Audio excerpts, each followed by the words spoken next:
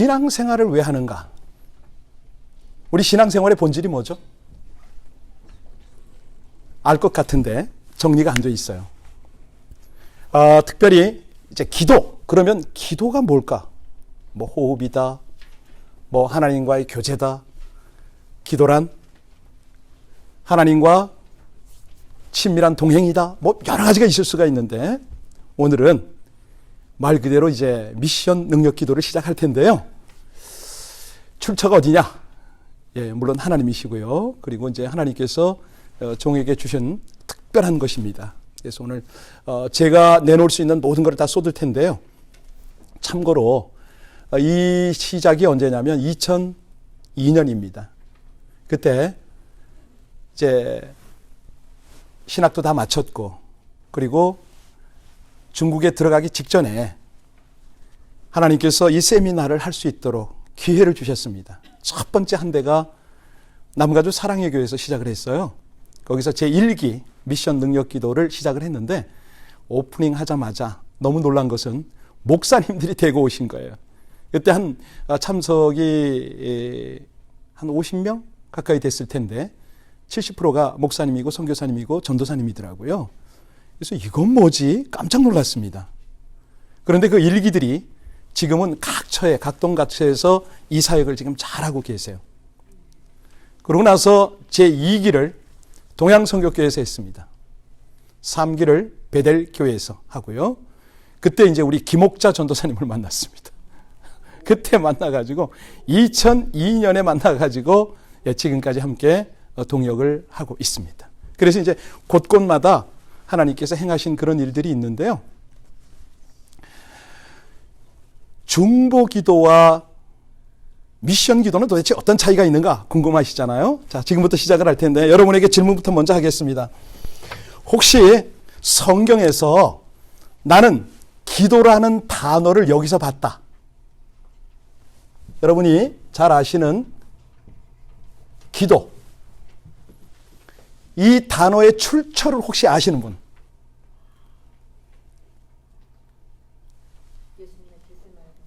예수님의 겟세마네 동산. 좋습니다. 기도 그러면 내가 그게 떠오른다. 엘리야의 기도. 예. 성경에서요. 정말 실제 인물들이 한 기도를 그대로 우리가 복사하는 거. 굉장히 능력 있는 기도거든요. 파워풀한 기도예요. 그런데 제가 지금 여러분에게 여쭤보고 있는 거는 기도. 이 단어를 최초로 사용한 사람이 누굴까? 모세. 오케이. 오늘 거기서부터 출발하겠습니다. 이 기도라는 단어를 최초로 써 있는 성경 구절이 있습니다. 어디쯤에 있을까요? 예? 아브라함. 와우. 정확합니다. 이 기도라는 단어는 최초로 쓴 사람이 누구냐면 물론 하나님인데 하나님께서 기도라는 단어를 만드셨어요. 이거 우리가 꼭 아셔야 됩니다. 기도하면은 도대체 이 단어를, 기도라는 단어를 왜, 누가, 어떻게, 이거는 아셔야 이제 기도의 출발이 되겠죠? 창세기에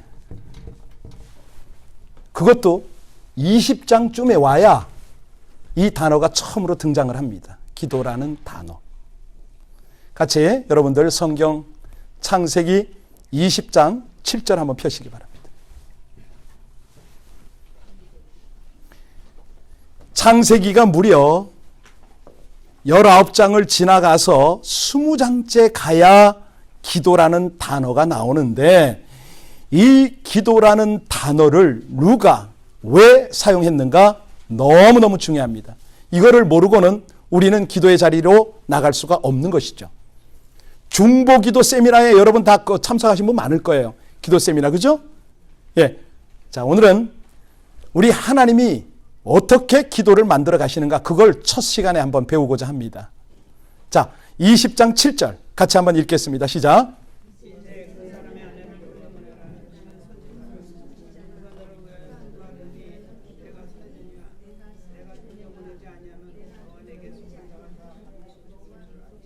누가 하신 말씀이죠? 하나님이 말씀하셨습니다.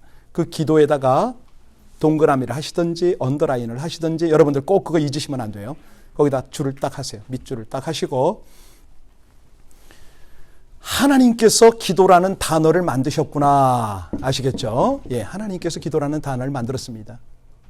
그런데 이게 좀 재밌어요. 왜 재밌냐면 이 말씀을 기도라는 단어를 처음으로 쓴 대상이 누구냐 이거예요. 누구에게 기도라는 말을 썼어요? 아비멜렉입니다. 처음으로 하나님께서 기도라는 단어를 아비멜렉에게 말씀을 하셨다 이 말입니다. 그러니까 여기에서 이제 하나님의 마음을 느끼시고 들어가셔야 돼요. 이건 뭐지? 자, 아비멜렉은 누구냐면 그랄 땅의 왕이에요. 그죠? 그런데 이 아비멜렉에 하시는 말씀이 누구에게 기도를 받으라? 누구예요? 아브라함이에요. 아브라함. 예. 여러분은 이제 기도의 근원을 지금 찾아 들어갑니다. 하나님께서 아비멜렉에게 너 선지자 아브라함에게 가서 기도받아. 그런데 도대체 어떤 기도를 받으라고 했을까요? 아브라함은 이 아비멜렉을 위해서 어떤 기도를 할 수가 있었을까요? 여러분 궁금하지 않으세요? 아니 여기서 처음으로 하나님이 기도라는 단어를 사용하셨는데 기도의 모델이 어디냔 말이에요. 하나님께서 언제 아브라함에게 기도를 가르쳤냔 말이에요. 그렇죠? 이상하지 않으세요? 오늘 이런 부분을 찾아 들어갈 겁니다. 자, 여기서 기도의 내용이 무엇일까? 두 번째 기도라는 단어가 나오는 성경 구절이 있는데 거기를 보면은 확 여러분이 뭐가 와 닿아요. 창세기 20장 17절 한번 보시기 바랍니다. 자, 창세기 20장 17절 같이 함께 읽어볼까요? 시작.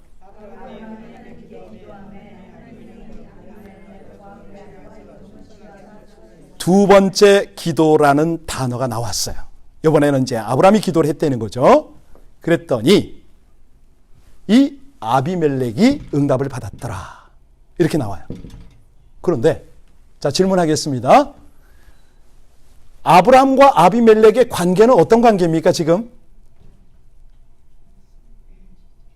아니 아비멜렉과 아브라함이 어떻게 만난 거죠?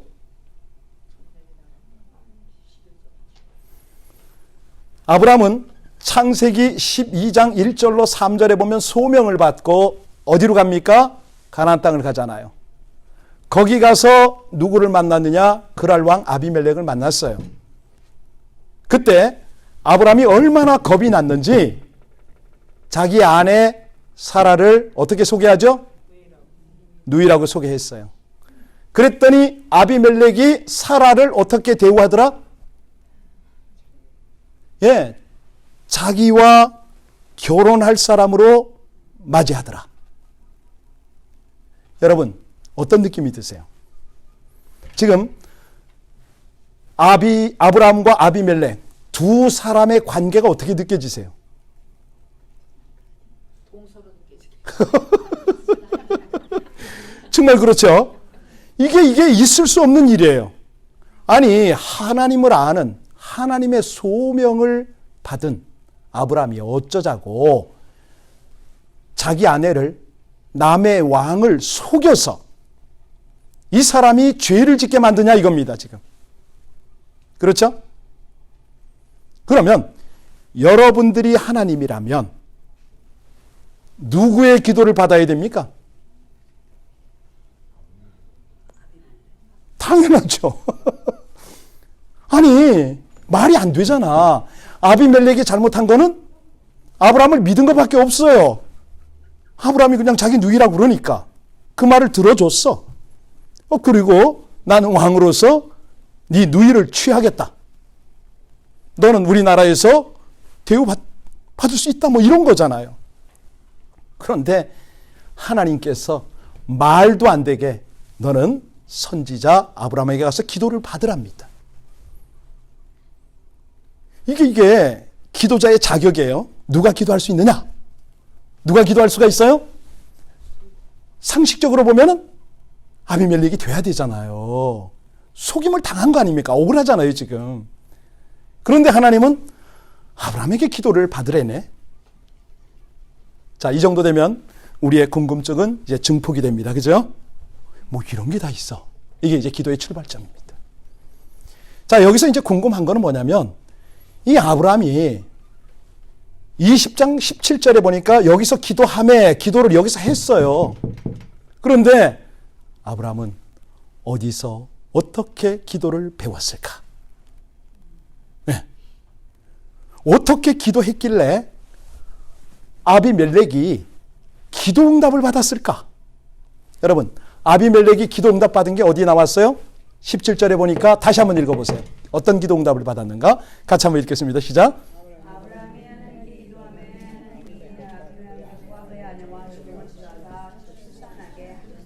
치료하사 출산을 하게 하셨다.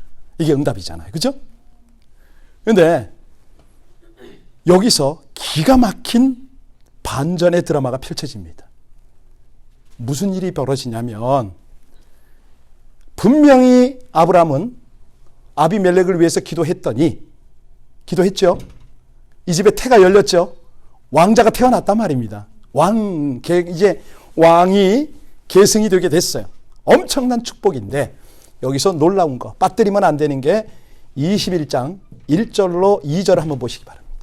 자, 그 다음 사건이 아주 흥미로워요.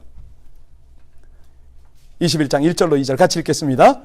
여호와께서 말씀하신 대로 하늘을 접으셨고 여호와께서 말씀하신 대로 그에게 행하셨으므로 하나님하고 하나님이 말씀하신 시가 되어 노년에 아브라함에게 아들을 낳으니 할렐루야. 연결이 되세요? 아직 모르시겠어요? 결국은 우리 하나님이 기도를 시킨 이유가 뭐냐고요? 기도를 만드시고 기도를 시킨 이유는 아비멜렉을 축복했지만은 이 축복이 아브라함에게 그대로 응했다. 여기서 하나님의 기업이 일어났다는 거예요. 기도가 이런 겁니다. 이런 거.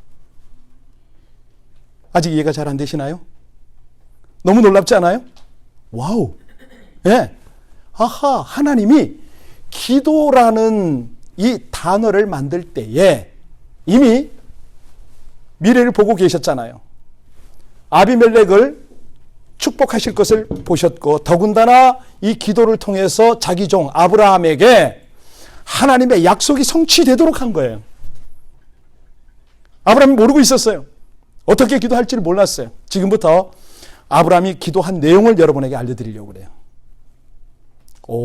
도대체 아니 여기서 20장 7절에서 처음으로 하나님으로부터 기도라는 단어를 들었는데 아브라함은 도대체 어떻게 기도했을까? 누구에게 배웠을까? 궁금하지 않으세요? 자, 이제부터 여러분들이 교육받았던 중보 기도의 근원을 찾아 들어가겠습니다. 여러분들이 이제 기도 세미나에 많이 참석을 하시는데요.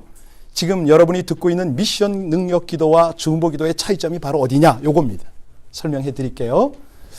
여러분들이 창세기 18장 가보면 거기에 중보 기도의 근원이 나옵니다. 죄송하지만 우리 세 분 이쪽으로 오시면 어떨까요? 이쪽으로 좀 오세요. 예, 이쪽으로. 예. 제가 이 두 개밖에 시야가 안 들어오니까요. 예, 이쪽으로 좀 오세요. 네. 자, 창세기 18장에 가니까 뭐가 나오죠? 아브라함이 장막 앞에 있다가 집 앞에 누가 지나가요? 예, 하나님이 지나가시죠. 그래서 아브라함이 급히 어떻게 합니까? 그분을 장막으로 청하고 고운 가루로 음식을 만들고 발을 씻어드리죠. 쉬게 하잖아요. 그랬더니 그 하나님 일행이 어떻게 말합니까? 아브라함에게 내가 너에게 뭘 숨기겠느냐. 지금 우리가 가는 게 있어. 지금 우리가 행하려고 해. 우리 일들을 행할 텐데 그 행할 일이 소돔과 고모라를 멸하는 거야. 그때 그 소돔에는 누가 살았습니까? 아브라함의 조카가 살았죠. 그랬더니 아브라함이 어떻게 하죠? 안 됩니다. 그 소돔을 멸하실 수가 없지요. 우리 조카가 있고 그들의 자손들이 있기 때문에. 거기에 의인이 있으면 그래도 멸하시렵니까? 우리 하나님하고 계속 딜을 해요. 그죠? 예, 50명, 40명, 10명으로 쭉 딜을 해요. 그거를 많은 중보기도 세미나에서 이 중보 기도의 근원으로 이렇게 잡고 있단 말이에요. 이거 창세기 18장을 우리 하나님의 진노를 막아서는 인터세스라고 그러죠.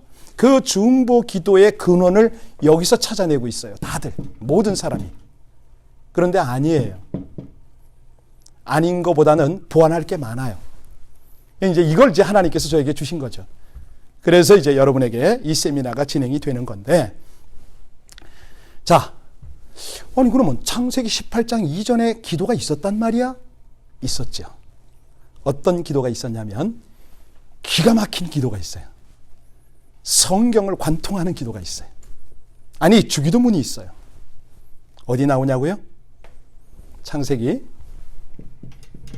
14장에 가시면 19절을 한번 보시기 바랍니다.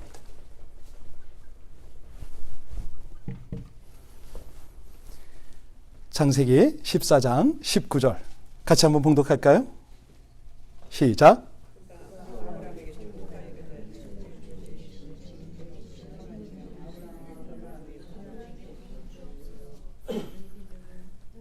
너희 대적을 내 손에 붙이신 지극히 높으신 하나님을 찬송할지로다. 이거거든요. 이거. 와우. 자, 따라서 하시겠습니다. 천지의 주제시여 지극히 높으신 하나님이여 아브라함에게 복을 주옵소서. 내 대적을 내 손에 붙이신 지극히 높으신 하나님을 찬송할지로다. 아멘, 아멘. 이게요, 최초의 기도문입니다. 최초의 기도문이고 최고의 기도문이에요. 여러분들이 이 기도문만 외워서 이 기도문을 그대로 사용하시잖아요. 어마어마한 파워가 나와요. 왜 그러는가? 지금부터 설명해 드릴게요. 왜 그러는가?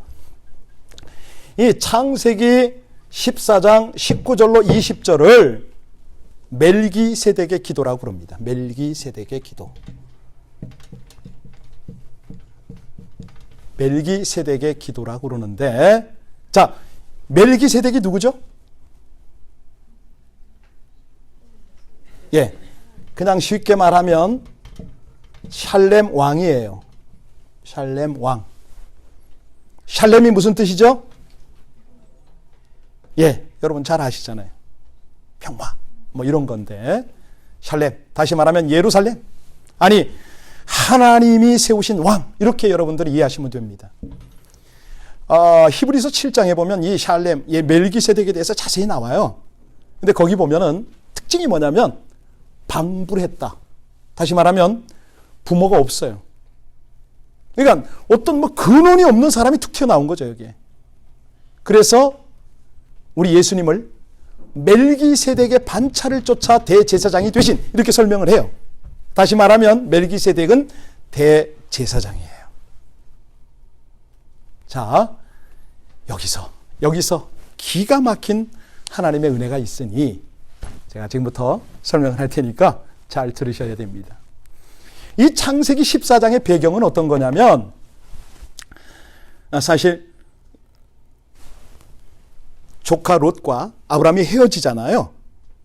자, 아브라함이 조카에게 말합니다. 네가 좌하면 나는, 네가 우하면 나는.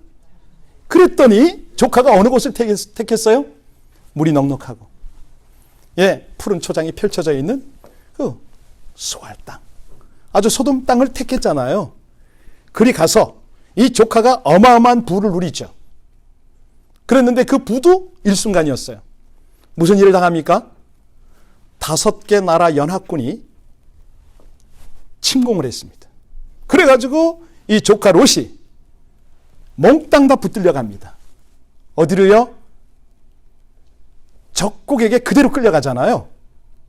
아브라함이 그 소식을 전달받았어요. 그리고 어떻게 반응합니까?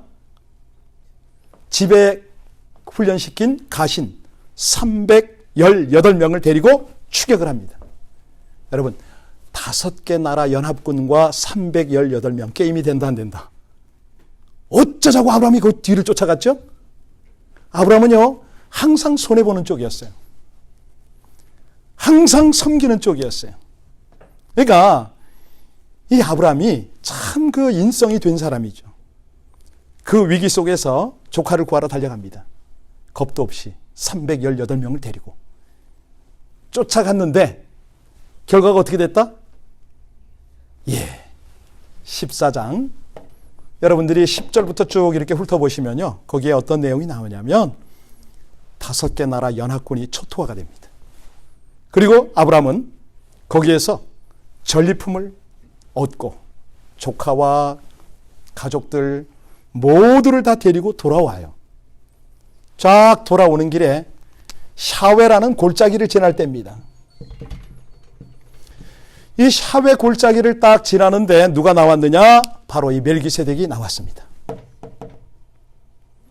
골짜기 앞에 딱 있는 거예요.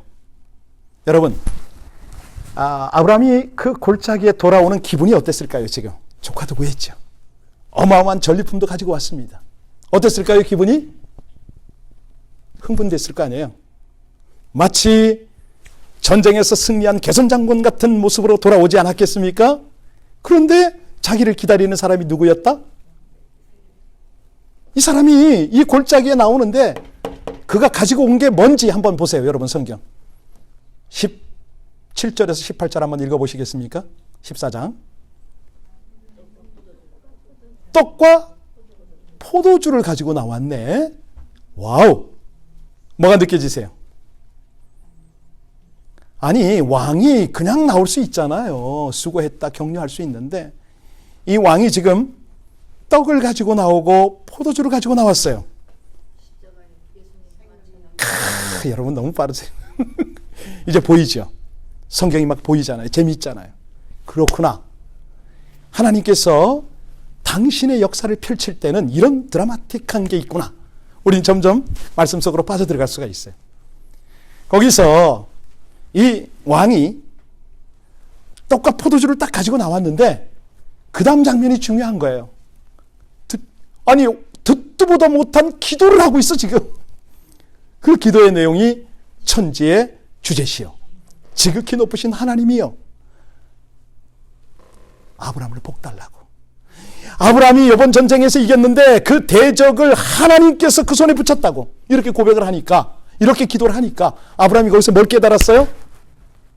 아하, 이거는 내가 싸운 게 아니구나. 내가 이긴 게 아니구나. 내 하나님이 역사하셨구나. 완전히 거기서 깨우친 거죠. 그러면서 이 멜기세덱의 기도가 자기 뼛속에 새겨지는 거예요. 하하, 기도는 이렇게 하는 거구나. 거기서 배운 거예요. 여러분들 주기도문 다 하시죠? 시작. 그만요. 천지의 주제시여 지극히 높으신 하나님이여. 어떤 느낌 드세요? 비교해 보세요. 느낌이 있죠.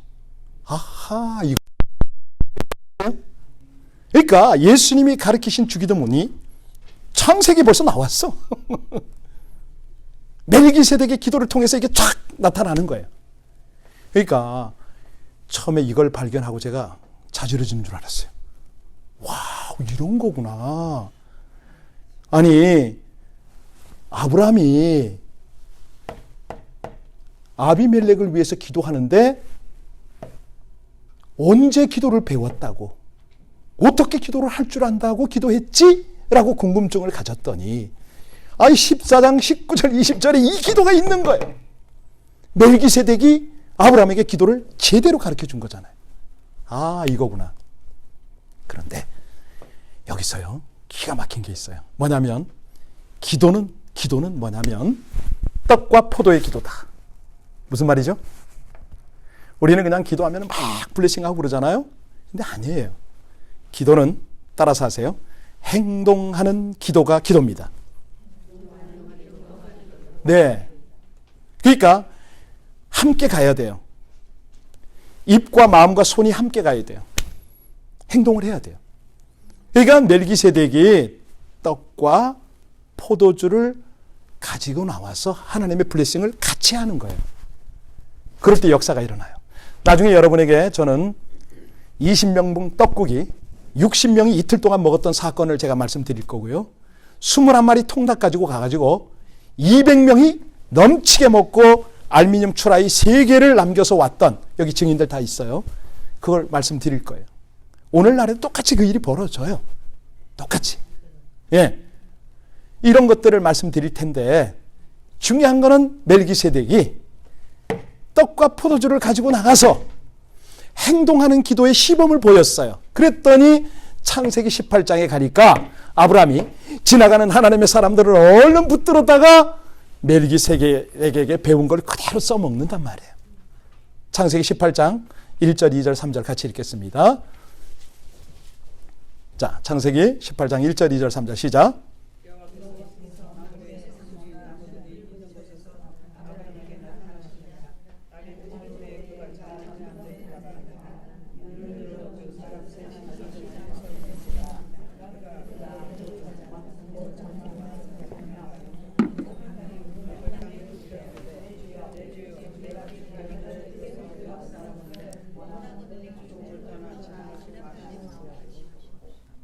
이제 깨달아지셨어요?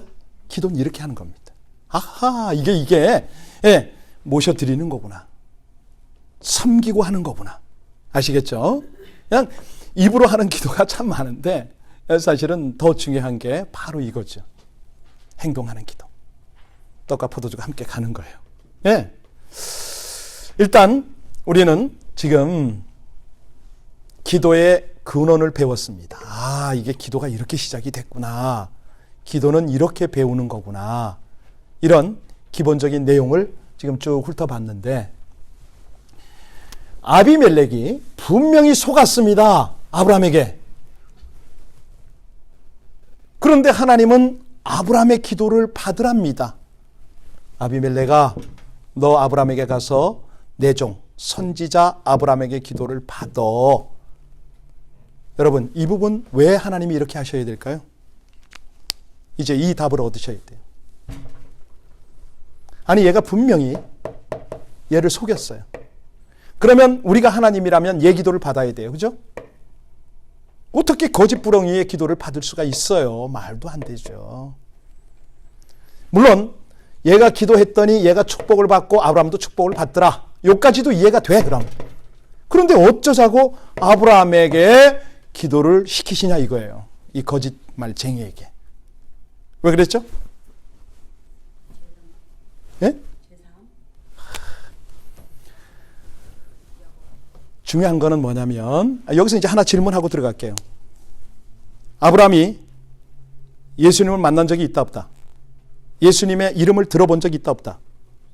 없어요. 만난 적도 없어요. 자, 그러면 이 아브라함은 구원을 받았을까요? 못 받았을까요? 구원 받았어요? 못 받았어요? 어느 쪽입니까? 못 받았어요? 예. 그래서 여러분들은 창세기 15장 6절을 한번 보셔야 돼요. 같이 읽겠습니다. 시작. 자, 하나님이 아브라함을 어떻게 여기더라? 의롭다고 했어요. 구원 받았습니까? 아멘이에요. 아시겠죠? 하나님이 의롭다고 그러면 그는 의로운 거예요. 구원이에요. 그런데 아브라함이 의로워지는 이유가 뭐였어요? 그렇죠. 여호와를 믿음에. 아시겠죠? 하나님을 믿음에 그를 의로 여기셨더라. 여기서 우리는 놓치지 않아야 될 게 있어요. 뭐냐면 하나님이 아브라함의 기도를 받은 것은 그가 의롭기 때문에 받았느냐? 그랬을까요? 예? 의로워서? 아니에요. 하나님이 아비멜렉 말고 아브라함의 기도를 받으셔야 했던 이유는 딱 하나밖에 없어요. 그것은 언약 때문에. 언약 때문에. 뭐라고요? 바로 그겁니다. 하나님은 아브라함과 약속을 하셨거든요. 그래서 우리 하나님은 신실하시기 때문에 이 약속을 어길 수가 없는 거예요. 얘가 거짓말을 했어요. 그 밤에 우리 하나님은 아비멜렉을 통해서 아브라함아, 너 왜 나 속였어? 니네 하나님이 너한테 기도받으래. 아브라함이 어떤 기도를 했을 것 같아요? 가슴을 쳤겠죠. 너무 부끄러웠던 거겠죠. 나 하나님의 사람 맞아? 회개했겠죠. 보나마나 어쩌자고 하나님은 이렇게 쪽팔리게 얘까지 보내가지고 날 기도를 시킬까? 아마 그러지 않았겠어요? 이해하셨겠습니까? 이해됩니까? 우리가 기도할 자격이 없다고요. 저도 여러분도. 그러나 우리가 뭘 붙잡고 기도할 수 있다? 하나님의 약속을 붙잡고 기도할 수 있다. 아시겠죠? 이겁니다. 이게 이제 우리 기도의 출발점인 거예요.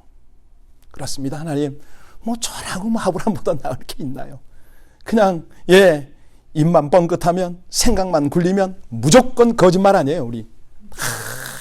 정직한 사람이 여기 얼마나 되겠어요? 그런데도 불구하고 우리가 하나님께 기도를 드리고 하나님은 우리의 기도를 받으세요.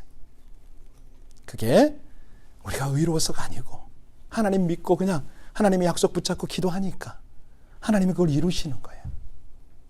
자, 오늘 여러분 교재 제1과를 펴시기 바랍니다. 지금 저는 뭘 했냐면 3과를 지금 했거든요. 1과로 넘어가시면 미션 능력 기도의 배경을 지금 이제 설명을 해야 됩니다. 근데 참 이걸 하면서 제가 좀 너무 죄송스럽고 부끄러운 게 있어요. 뭐냐면 제가 만난 하나님을 자꾸 소개해야 되니까 이 간증한답시고 사람이 좀 드러날까봐 이게 너무너무 죄송하고 부끄러운데 이걸 전제하고 이거 말씀을 드릴 수밖에 없습니다. 왜냐하면 이 미션 능력 기도가 다른 데는 없어요. 유일무이하게 여기 하나밖에 없습니다. 하나님이 저에게 주신 거기 때문에. 그러면 도대체 어떻게 하다가 이 미션 능력 기도를 만들었는가? 이걸 이제 설명을 해드려야 되잖아요. 태동은 마태복음 4장 16절이에요. 이 말씀을 하나님께서 저에게 직접 주셨거든요. 어떻게 주셨는가? 그걸 설명을 해드려야 되잖아요. 저는 깡촌에서 자랐고 13살부터 아주 뱃놈입니다. 뱃놈. 강원도 속초에서 자랐습니다. 엊그저께 울릉도에서 오신 목사님을 만났어요. 거기서 13년 사역을 하셨다고 그러는데 제가 13살 초등학교 6학년 때 울릉도에 남발이라는 걸 갔습니다. 남발이. 무슨 말인지 아시나요? 그 목사님이 울릉도에 13년 살았는데 남발이를 모르더라고. 뭐냐고 그래. 원정 오징어잡이. 보통 저는 울릉도 가면 한 번에 한 달씩 있었거든요. 방학 때는 그냥 꼬박 거기가 있었어요. 풍랑을 만나서 여러 번 죽을 뻔했습니다. 폭풍 속에서 하나님 살려달라고. 그 노련한 어부들이 이제는 다 포기하고 죽겠다고 다들 울고 자기 목숨을 다 내려놓은 그 상황에 저는 죽을 수가 없더라고요. 그래서 그 뱃속에서, 배라고 해봐요. 얼마나 작은 배인데 밧줄을 꽁꽁 잡고 밧줄로 제 몸을 감았어요. 안 떠내려가려고. 한 번도 불러본 적이 없는 하나님을 찾았죠. 그랬더니 하나님께서 저를 살려주셨어요. 한 번은 북한 앞바다까지 이 배가 밀려갔었어요. 바로 그냥 북한 군인들한테 납포되기 직전에 기적적으로 거기서 한번 흘러나온 적도 있고요. 뭐 여러 번 그런 경험이 있습니다. 여하튼 간에 그런 어떤 쉽지 않은 어린 시절을 지나고 나중에 우여곡절 끝에 하나님을 만나게 되는데 그때가 언제냐면 군대 가서 만났어요. 군대 가서 사고 쳤습니다. 그리고 군대가 한방에 들어갔어요. 매일 매를 맞는데 하루 평균 250대를 맞지 않으면 잠을 못 자요. 얼마나 맞았는지 몰라요. 손등, 손바닥, 발바닥 주로 표 안 나는 데를 어마어마하게 맞았습니다. 너무 고통스러우니까 누군가가 날 좀 구원했으면 좋겠다 이 생각이 들어요. 그러던 차, 그때가 이제 계엄 때거든요. 계엄 때 제가 그 수도군단 사령부에서 헌병대 안에 유치장에 있었는데 어떤 분들이 오더니 예수를 믿으래요. 그럼 구원받는다고. 그래서 제가 감옥에서 나가는 게 구원인 줄 알고 나 믿겠다고 그랬어요. 하도 두들겨 맞으니까. 얼굴도 안 보여요. 감옥 저 끝에서 막 뭐라고 하는데 뭐 예수 믿으면 구원받는다 어쩐다 저쩐다 하는데 무릎 꿇으랍니다. 꿇었죠. 기도하자고 그래요. 기도했죠. 그때 하나님께서 저의 기도를 받으시고 딱 그 기도를 하고 나서 3일 만에 제가 풀려나더라고요. 사고는 군대에서 차 운전하다가 민간인을 쳤어요. 그런데 대퇴부가 끊어져 버린 거예요. 여기가. 큰 사고였죠. 그래서 그냥 뭐 자수를 했더니 헌병대에서 바로 저를 유치장에 가두더라고요. 거기서 예수님을 만났습니다. 나와서 대대장님이 특별한 배려를 했는데 후임이 아주 예수를 잘 믿는 신실한 형제였어요. 그 형제로부터 양육을 많이 받았죠. 후임한테 전 배웠어요. 하여튼 우여곡절 끝에 이제 사회에 나와서 생활을 하다가 나름 조금 이제 뭐 이렇게 좀 정착을 하고 강남에 오피스를 가지고 있었습니다. 직원도 제법 많았고요. 30대 초반에 좀 그런 어떤 비즈니스를 좀 했네요. 어느 날 와이프를 불렀어요. 아이들도 좀 오라고 그러고 저녁을 먹으면서 맥주 한 잔을 딱 했죠. 그리고 이제 차를 몰고 집에 가다가 두 번째 유치장에 갔습니다. 진짜 저 맥주 2잔밖에 안 먹었거든요. 음주운전으로 체포가 됐어요. 그리고 특별 단속 기간이라 그 길로 유치장에 들어가서 한 달 동안 있었어요. 그런데 이번에는 그 유치장에서 누굴 만났느냐? 장로님을 만났는데 이 장로님이 코롱 상사의 상무였어요. 이분하고 1:1 제자 양육을 해서 감옥 안에서 나와가지고 한 달 만에 나와가지고 하나님 다시는 제가 세상 길로 안 돌아가겠습니다. 그러고 그때부터 그 서울구치소에 전도를 시작했습니다. 서울구치소에서 어떤 전도를 했냐면 매일 밤마다 아내하고 둘이서 커피 계피차를 끓여서 구치소 앞에 가지고 갑니다. 그 당시만 해도 카세트거든요. 카세트를 틀어놓고 한 명 한 명 석방이 돼요. 그러면 이제 그들에게 차를 갖다 주고 전도지를 갖다 주고 복음을 전하는 이거를 좀 했습니다. 어떤 밤에는요, 사람들이 한꺼번에 너무 많이 몰려 나와요. 근데 대개는 보면은 하룻밤에 30에서 50명이 풀려나는데 구치소니까 밤에 8시부터 올라가면은 새벽에 한 2시까지 하게 돼요, 그거를. 그러면 이제 그 사이에 하나님을 바라보고 기도도 하고 교제도 하고 거기서 기적을 많이 체험을 했습니다. 기도 훈련을 거기서 받았어요. 그러니까 거기서 이제 기억나는 몇 가지 사건이 있는데요. 처음에는 건달들이, 갱들이 와가지고 이걸 못하게 해요. 오해를 한 거죠. 어떻게 여기서까지 너희들이 돈 받고 장사를 하냐 이거예요. 발로 뻥뻥 차고 가라 그러고. 아니 구치소에서 우리를 핍박하고 저 밑에까지 밀어내는 건 견디겠는데 그들까지 그러는 거예요. 그게 할 수 없이 거기다 썼어요. 하나님은 사랑이시라 이 차는 무료로 드십시오. 그런데 이게 종이컵, 전도지 들어가는 돈이 또 이것도 솔솔하게 나가네요. 어느 날 집에 가려고 테이블을 딱 접는데 누가 놓고 갔는지 캐시로 20만 원이 있더라고요. 아마도 어떤 사람이 놓고 갔나 본데 하나님께서 그렇게 공급을 하세요. 한 번은 구치소 직원 중에 아주 고약한 직원이 하나 있었어요. 우리 보고 못하게 막 밀어낸 거예요. 기도했죠. 하나님 어떻게 합니까? 그랬더니 다음 날 구치소 안에 있는 한 사람이 자살을 했어요. 그 다음에 따라오는 건 소장이 교체가 되는 거잖아요. 그 소장이 와서 밤에 늦게 아주 성실한 소장님인데 퇴근하다 우리를 본 거예요. 수고한다고. 이만큼 앞으로 나와서 하라고. 쭉 올라갔죠. 이 장로님이 나중에 아니 그대들이 나가는 교회가 어디냐고. 우리 교회까지 오셨어요. 그래서 이제 교회까지 알려졌어 이게. 모르게 했던 건데. 더 기가 막힌 거는 한 번은 비가 와요. 우리 아이들이 아주 어렸기 때문에 엄마 아빠 오늘은 안 나가고 우리하고 함께 자면 안 돼? 그런데 이제 나간 거예요. 왜냐하면 차를 많이 끓여놨으니까 이게 상할까 봐 버릴까 봐. 나갔는데 테이블을 폈어요. 그리고 조금 있었더니 저쪽 파킹랏에 있던 많은 사람들이 꾸역꾸역 몰려들어. 왜냐하면 비가 계속 오고 있는데 저희가 테이블을 펼친 5m 반경만 비가 안 와요. 전혀 감동이 안 되나 보죠?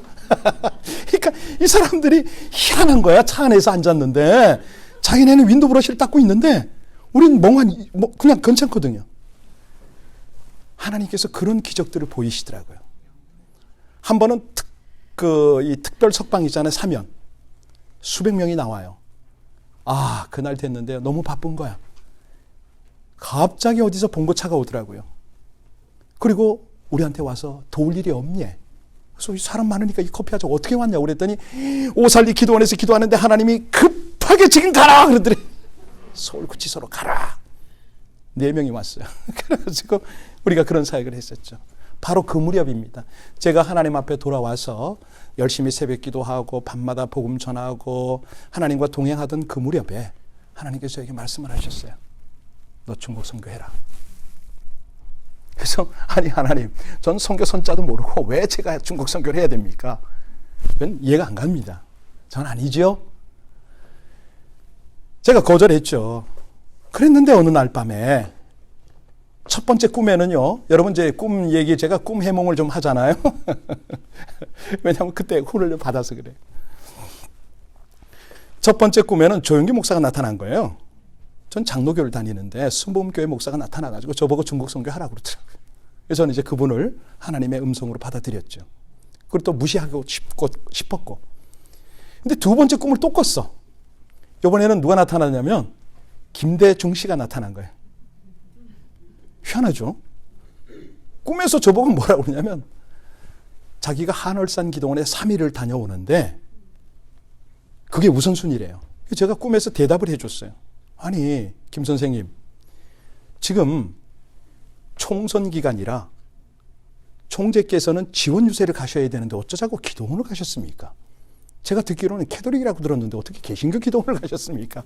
꼬치꼬치 깨물었어. 그랬더니 이분이 아니래, 우선순위가 거기래. 와, 그 꿈을 꾸고 났는데요. 정말로 마음이 요동을 하더라고요.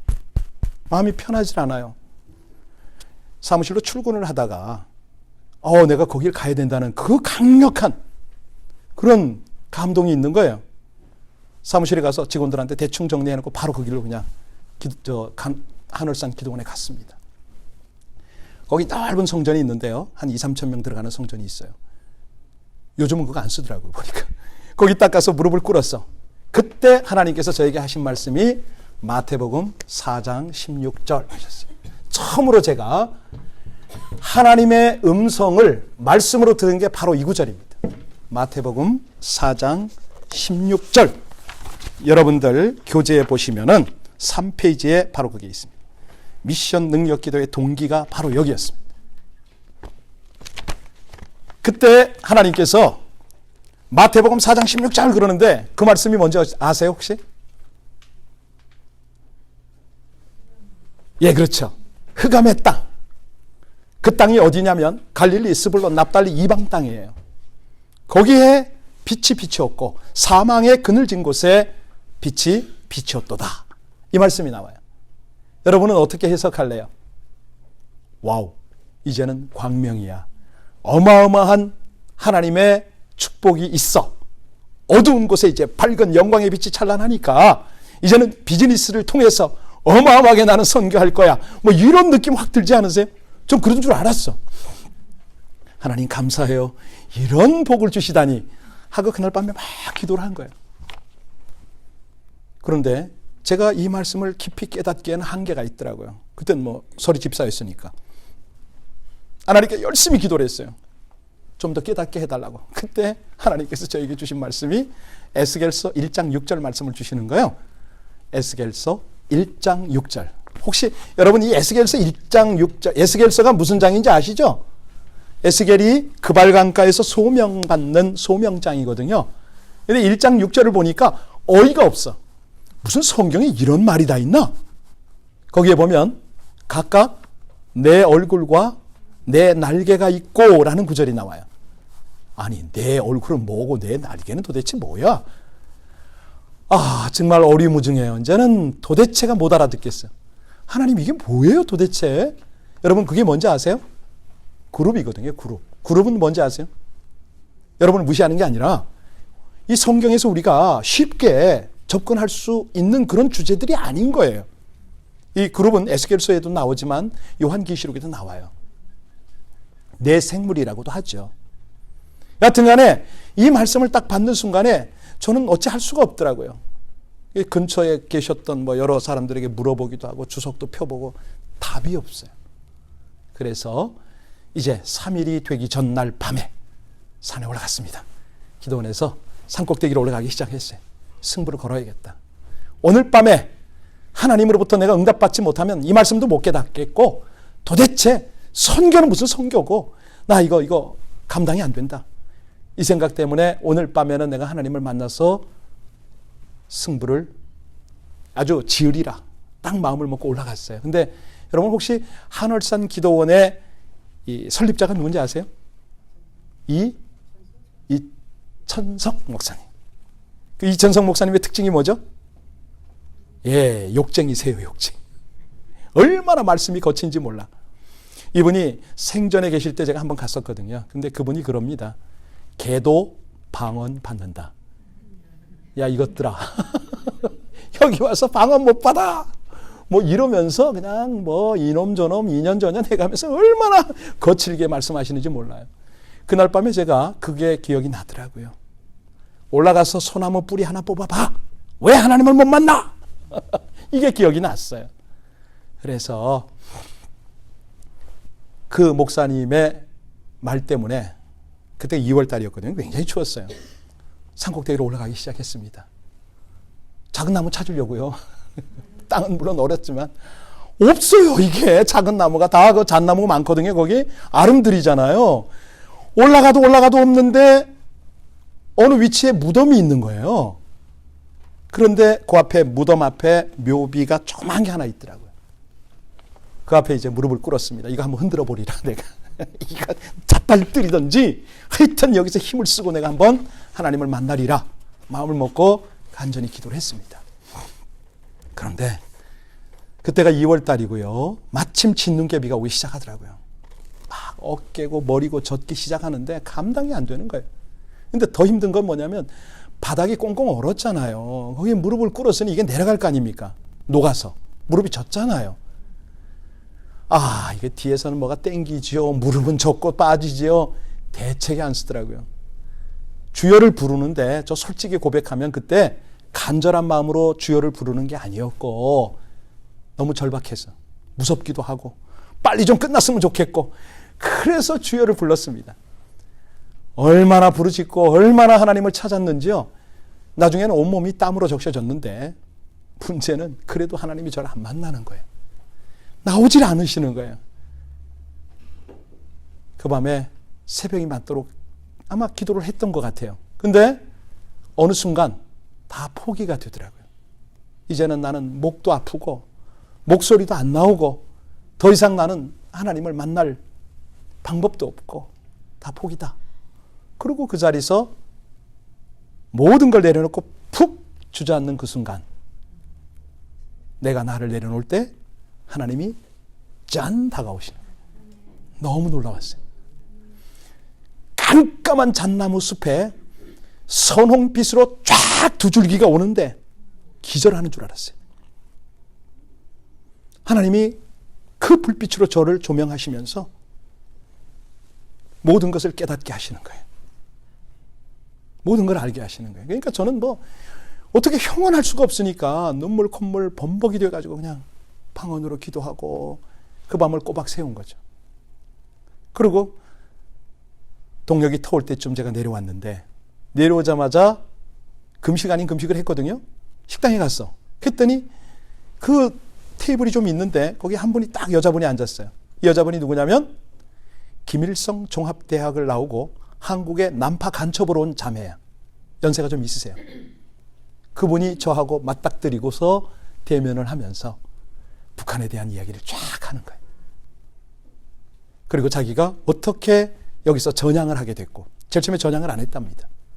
전향을 하게 되고 이제 붙잡혀서 전향하고 하나님을 믿고 온 과정을 쭉 설명을 하면서 제 손을 붙잡고 하나님을 위해서 북한을 위해서 도와주면 안 되겠냐고 컨펌을 딱 하시더라고요. 그게 이 미션 기도가 있게 된 배경입니다. 성경의 관점은 우리가 사실은 중요한 게 역사적 관점이 있고요. 구속사적 관점이 있고요. 그 다음에 하나님의 선교적 관점이 있답니다. 이게 함께 어우러져야 돼요. 이게 균형을 딱 잡고 나가면 이거였구나. 지금 코로나 바이러스든가 우리 주변에 펼쳐지는 이 모든 역사들이 이제 보이기 시작해요. 끊어서 봐요. 제가 유학생들하고 그렇게 얘기를 하죠. 우리 지금 성가대 반주자도 유학생이거든요. 그대는 왜 유학생인가? 제가 물어요. 정체성을 물어요. 여러분 왜 유학생이죠? 머물유 배울 학. 이 친구는 잠시 머물러서 자기 걸 하나 만들어서 가야 돼요. 그렇죠? 그 유학생의 정체성이거든요. 이 정체성을 잃어버리면 뭐하죠? 유학생의 10%밖에 성공 못합니다. 나머지는 다 부모 돈 낭비하고 자기 세월 다 낭비하고 언어도 제대로 못하고 그러고 가요. 왜? 정체성을 확립하지 못해서. 성도도 똑같아요. 많은 사역자도 다 똑같아요. 하나님이 내 인생을 이 세월 동안에 어떻게 이끌어 오셨는지 이거 분명히 해야죠. 내가 이 수많은 경험, 이 많은 과정을 거쳤는데 하나님께서 나를 어떻게 쓰시고 싶어 하시지? 이거 빨리 찾아내야죠. 이거 없이 그냥 허구한 날 세월만 다 낭비하고 아무것도 아니잖아요. 이거 왜 이렇게 안 되냐고. 일이 왜 이렇게 안 풀리냐고. 왜 이렇게 꼬이냐고. 이러고만 있으면 안 돼요. 그걸 알아야죠. 하나님이 도대체 이 상황을 통해서 나에게 지금 말씀하시는 게 뭐지? 이게 나와야 돼요. 이게 분별이 돼야 돼. 이거를 지금 찾아가는 게 미션 능력 기도인데요. 보면은 2번에 보면 소명과 사명이란 말이 있어요. 거기. 그죠? 자, 소명은 뭐고 사명은 뭐죠? 예. 그냥 소명은 말 그대로 부르심이잖아요. 부르시는 거. calling. 사명은요. 모든 사람이 단 한 명도 예외 없이 감당해야 되는 그게 사명이에요. 그러니까 소명은 개인적인 부르심이라는 거죠. calling. 여러분들이 이 부르심을 좀 받으셔야 돼요. 뭐 어떻게 여기 있는 김 목사만 꿈을 주시고 기도했더니 말씀을 주시고 그게 아니에요. 여러분 각 사람을 향해서 하나님은 말씀할 준비를 하고 계세요. 아니 말씀하고 계세요. 근데 문제는 뭐냐면 우리 하나님의 음성을 못 듣는 거예요. 아니 하나님의 음성을 제대로 듣는 훈련을 못 받았어요. 여러분들이요. 이 클래스를 통해서 하나님 음성 듣기를 훈련할 거고요. 더 중요한 건 뭐냐면 음성을 듣기만 해서는 소용없어요. 그 음성을 분별해야 돼요. 이 음성이 몇 가지가 들리거든요. 하나님의 음성도 들리고 사람의 소리도 들리고 사단의 소리도 들려요. 다 들려요. 근데 요거를 잘 검증해내야 소위 말하는 소명을 따라가는 거죠. 리빙스턴이 그랬잖아요. 어떤 사람이 죽지 않는다고요? 어떤 사람이요?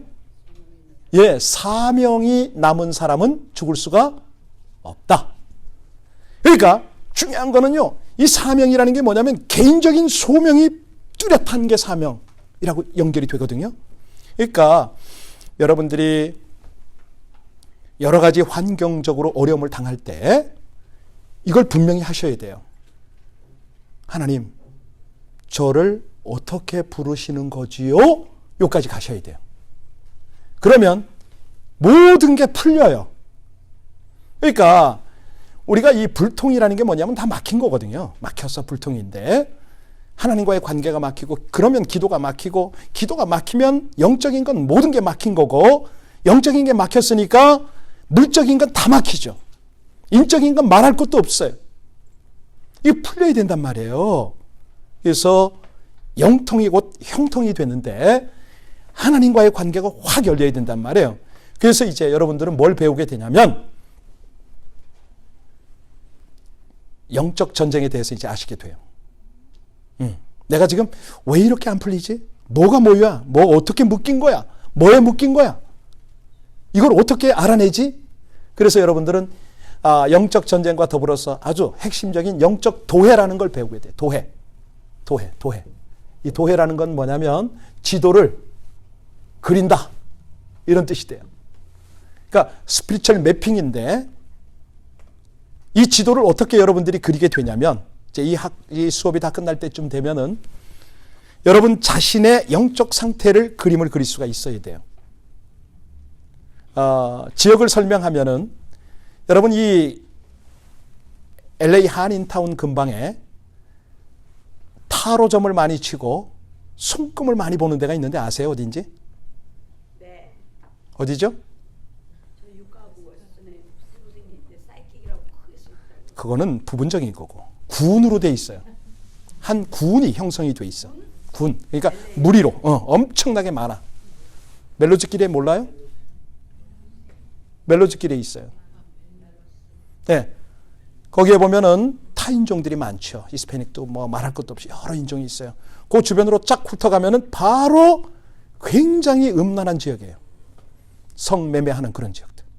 근데 이런 것들이 군이 형성이 되어 있으면서 점점 번져가요. 이런 것들을 이제 영적 지도를 사람도 그리고 그 가문도 그려낼 수가 있고 지역도 그려낼 수가 있어요.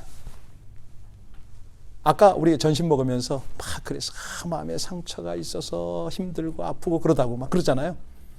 누가 우리 마음의 상처를 딱 만들잖아요. 그러면 이 상처가 어떻게 확장되는지 아시죠? 예, 그 상처는요 바로 진이 돼요. 진, 스트롱홀드, 견고한 진이 돼요. 그 속에 뭐가 있을까요? 사단이요. 근데 그 장소가 어디라고요? 우리 마음이에요. 이런 것들 이제 하나하나 여러분들은 아시게 돼요. 아, 이런 거구나. 그래서 이 사람을 만나면 이렇게 어지럽구나. 그래서 이 장소를 가면 이렇게 혼란스러웠구나. 여기 가면은 이렇게 머리가 아팠구나. 이런 것들을 여러분들은 느끼게 돼요. 아, 이 집 가니까 편하네. 기도가 되네. 뭐 이런 것들.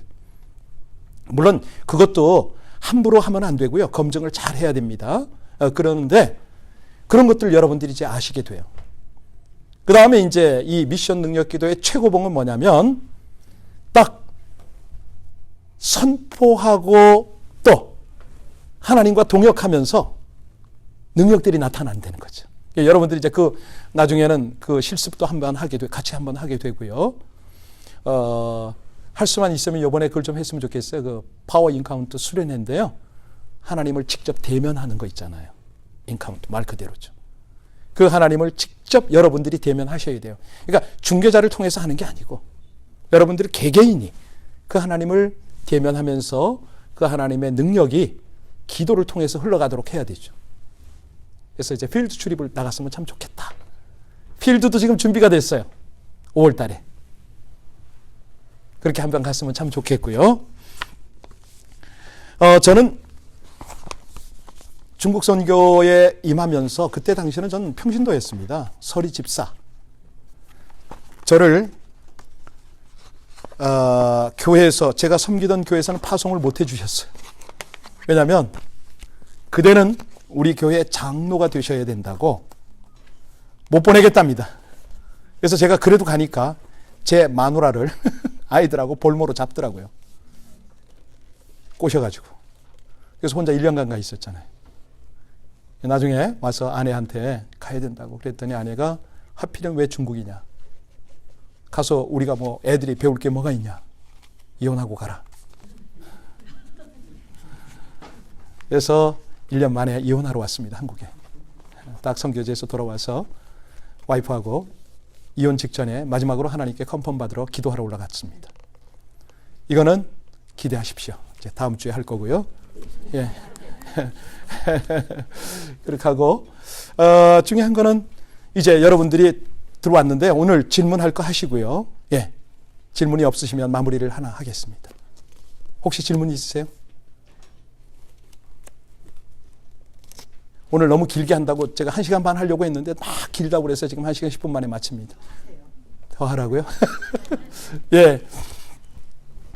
중요한 거는 제가 이 하나님 앞에 이제 콜링도 받고 말씀도 받았잖아요. 그래서 하나님 여쭙어. 하나님 절대로 어찌 하랍니까? 제가 뭘 하기를 원하세요?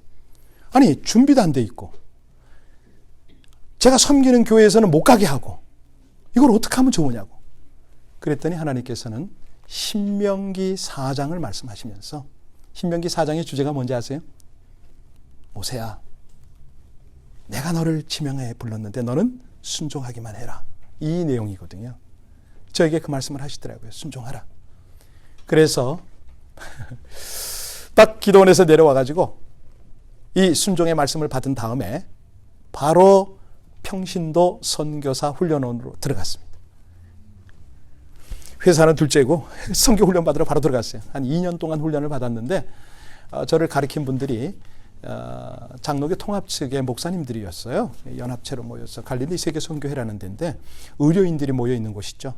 거기 가서 이제 한 2년 동안 제자 훈련을 받았는데 거기서 특별히 배운 제자 훈련이 뭐냐면 내비게이터에서 나오는 27 시리즈라고 있는데요. 그 아주 종합적인 건데 제목이 크리스찬 다이제스트에서 나오는 책인데요. 영적 제자 훈련이라는 책이 있어요. 1, 2권이 있는데 그걸 가지고 이제 주로 이제 많이 훈련을 받았죠. 그 당시만 해도 이제 1대1이 막 서서히 막 이렇게 세워지고 그럴 때인데 놀랍게도 하나님은요. 영적 디사이플십 이거를 가르치시더라고 저를. 이걸 가지고 이제 중국 가서 사역을 하다가 귀신을 맞닥뜨리질 않나, 각종 질병 환자들을 맞닥뜨리지 않나, 별 경험을 다 합니다. 그러니까 성경에도 없고 한 번도 듣도 보도 못한 그런 경험들을 하면서 이게 이제 미션 능력 기도가 하나하나 체험되어지고 정리되어지기 시작한 거예요. 그래서 이 능력 기도의 특징이 뭐냐면 이론보다는 실제가 많다는 거죠. 실제가 참 많아요. 그래서 간증도 이제 계속해서 이제 섞여 나오겠지만 대부분은 보면은 하나님이 역사하셨던 그 경험을 여러분에게 전하는 거고요. 이게 전함에 따라서 나중에 저거를 한번 전할 거예요. 이 클라이막스가 어디냐면 이 트랜스포메이션이라고 혹시 여러분 그 다큐멘터리 한번 보신 적이 있나요? 변화. 지역의 변화를 여러분에게 이제 나중에 다 알려드릴 텐데 가령 이런 거예요. 지난번에 어느 분에게 잠깐 말씀드렸는데 브라질이라든가 뭐 과테말라라든가 모든 세계 여러 지역의 그 지역 변화가 알래스카도 있고요. 여러 지역의 변화가 일어나는데 과테말라에 보면 알모롱가라는 지역이 있습니다. 알모롱가. 이 지역이 인구가 한 2, 3만의 작은 도시예요. 그런데 감옥이 4개입니다. 술 먹고 사고를 하도 쳐서. 여기에 하나님의 콜을 받은 한 목사가 들어갔어요. 그리고 거기 가서 뭘 하냐면 계속 예배, 집회, 회개와 함께 하나님이 이 땅을 변화시켜달라는 이 예배를 길거리에서 막 드려요.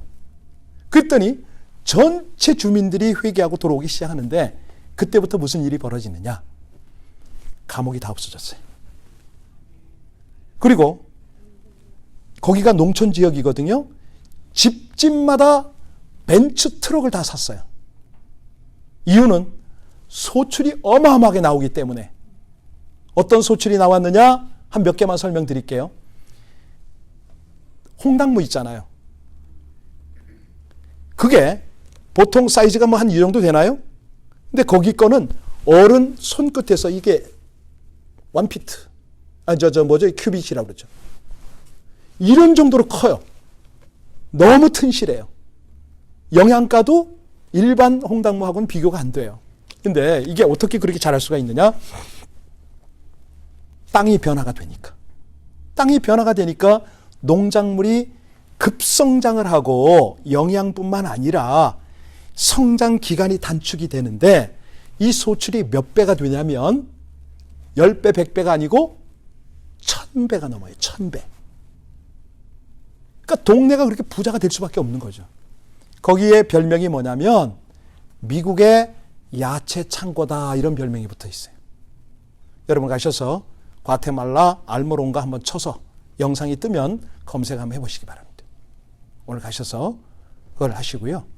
특별히 오늘은 숙제를 드립니다. 뭐냐면 멜기세덱의 기도를 한번 적용을 하셔야 됩니다. 먼저는 자신에게 적용하고 우리 자녀들에게, 우리 주변, 우리 일터에 이거를 적용을 해야 돼요. 아까 외우시나 모르겠다. 천지의 주제시여 지극히 높으신 하나님이여 김대준이에게 복을 주옵소서. 내 대적을 내 손에 붙이신 지극히 높으신 하나님을 찬송할지로다.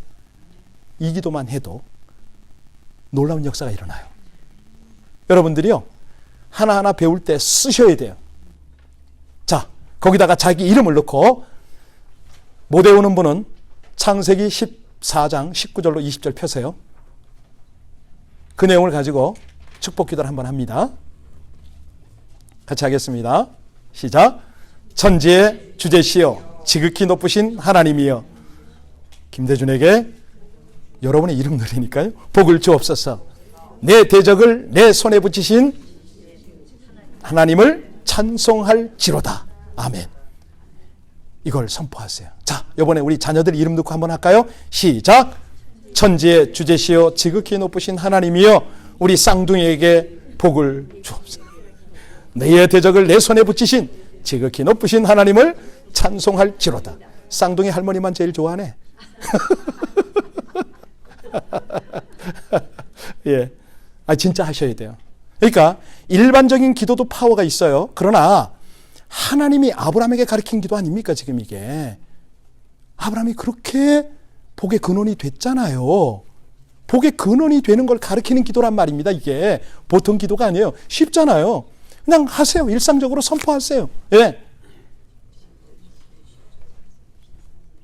이제 복도 나중에 이 복이 어떤 게 진짜 복인가 쭉 이렇게 설명을 해드릴 텐데요. 이 복의 능력, 파워 이런 걸 설명해 드릴 텐데, 자, 오늘은 여기까지만 하고 이제 과제도 다 하신 줄로 믿고 이제 원리와 이런 것들을 이제 조금 더 깊이 있게 가르쳐 드릴 텐데요. 가면 갈수록 여러분들이 쉽게 듣지 못한, 접하지 못한 그런 내용들이 참 많을 거예요.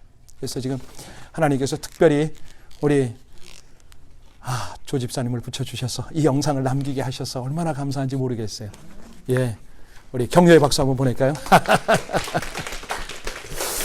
네, 질문 없으면 오늘 질문 말씀하세요. 좋은 질문 감사합니다. 지금 사실은요, 제가 평신도로 선교지에 있다가 신학을 나중에 왔다고 그랬잖아요. 신학을 하면서 가장 충격받은 사건이 하나 있습니다. 그게 뭐냐면 어느 클래스에 들어갔는데 유대인 교육을 가르치더라고요.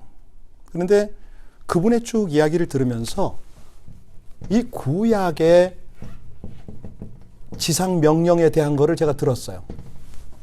구약의 지상명령이 있고 신약의 지상명령이 있거든요. 여러분 혹시 아세요? 구약에서 하나님이 가장 핵심적으로 명령하신 게 뭔지 아세요? 신명기 보면 신명기 6장 9절부터 보세요. 거기 보면 뭐라고 그러냐면 하나님께서 들으라 이스라엘아, 쉐마 이스라엘, 이렇게 하시면서 하시는 말씀이 있어요. 그게 구약의 지상명령인데, 부모가 자녀에게 하나님을 경외하도록 하고 이 하나님의 율법을 계승시키는, 하나님의 말씀을 계승시키는 게 구약의 지상명령이에요. 그러면 신약의 지상명령은 뭐죠? 우리가 잘 알듯이 마태복음 28장 18절로 20절 아닙니까? 땅끝까지 이르러 제자 삼아라. 제가 이 말씀을 들으면서 깨져버렸잖아요. 왜 깨졌냐면 선교지에서 제가 제자 양육 좀 했거든요. 아까 영적 제자 양육 했다고 그랬잖아요. 1:1 제자 양육도 많이 했어요. 솔직히 말해서 몇천 명 됩니다. 그러니까 중국 가면요, 하나님께서 저를 통해서 이루신 교회와 제자들이 적지 않아요. 진짜 엄청납니다. 그런데 딱 들어와서 보니까 정작 내 새끼, 내 자식은 제자 양육이 안 됐네. 여기서 뻥 떨어진 거예요. 이게 뭐야 도대체? 너 뭐 하고 있니? 제가 그 자리에서 수업 시간에 깨져버렸잖아요. 펑 깨져가지고. 하나님 정말 잘못됐습니다. 제가 무슨 선교인가요? 제 자식에게 제대로 된 신앙도 하나 제대로 지금 계승을 못하면서 이게 뭐죠? 왜냐하면 저는 기대가 그거였거든요. 우리 자녀들은 어릴 때 중국을 갔으니까 중국말 너무 잘해요. 고등학교 때 여기 와서 대학원까지 했으니까 영어 잘해요. 그냥 그럭저럭 해. 그러니까 이 아이들이 제가 닦아놓은 길을 따라가면서 능력 있는 선교 펼치기를 원했거든요. 근데 이 아이들은 절대 안 한대. 그건 아빠나 하고 나는 아빠처럼 그렇게 가난하게 선교 안 한대. 그 아이들을 딱 볼 때 이건 뭐지? 이렇게 된 거예요. 뭐 예. 자, 사명이란 뭐냐면 바로 이런 겁니다.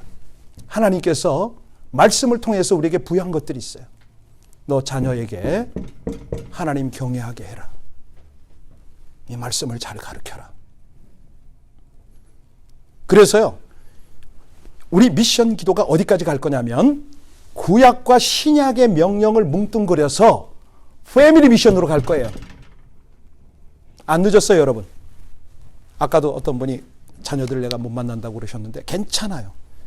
부모가 분명한 하나님의 비전을 품고 기도하고 있잖아요. 하나가 돼요. 쉽게 회복이 돼요. 그러고서 그 비전을 향해서 동역자가 되어서 나가는 거예요. 이거 이상 없어요.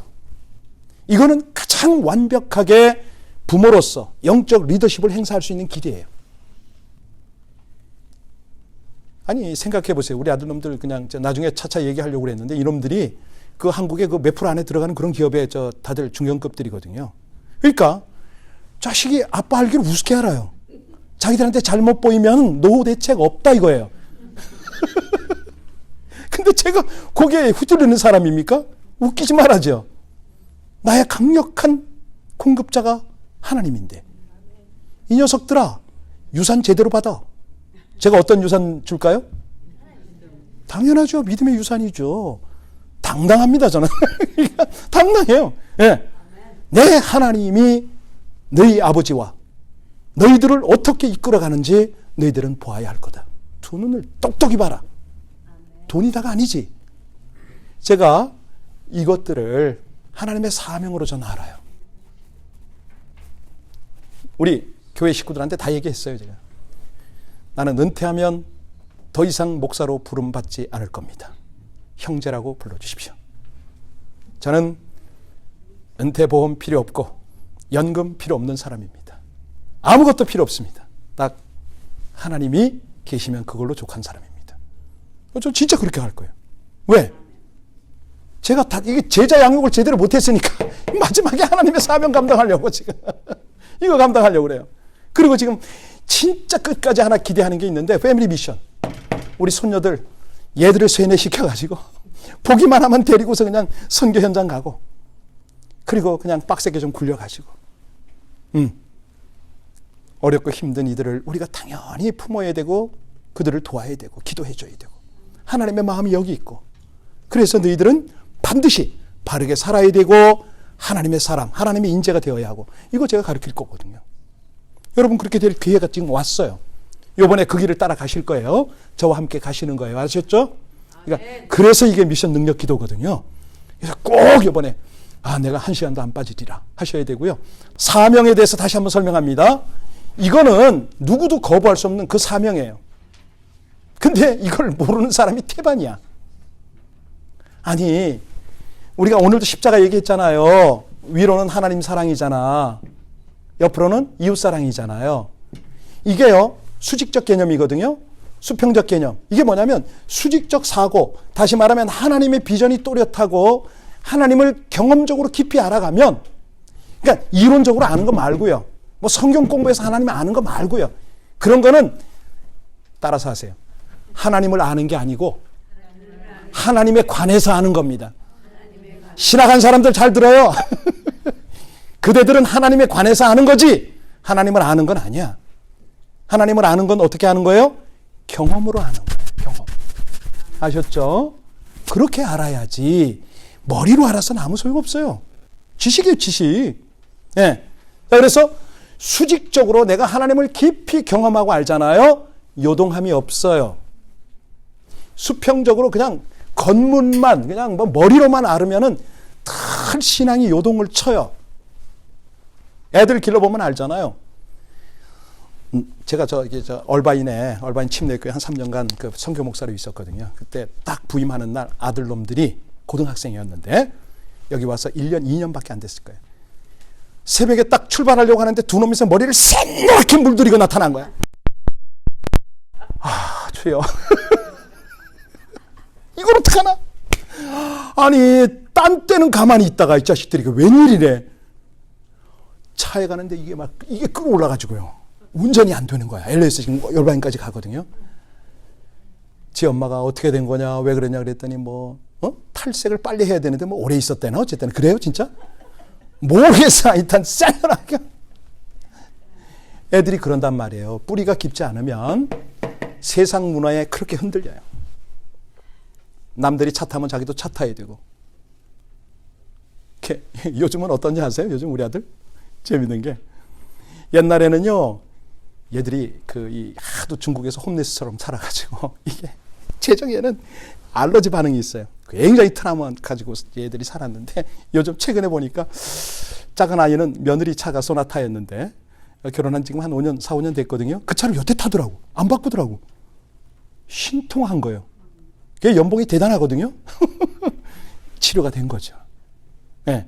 자, 여하튼 간에 중요한 나도 하나님을 깊이 알아가고 하나님의 비전을 성취해야 되지만 우리 패밀리가, 우리 공동체가 이렇게 될 줄로 믿습니다. 함께 갑시다 우리.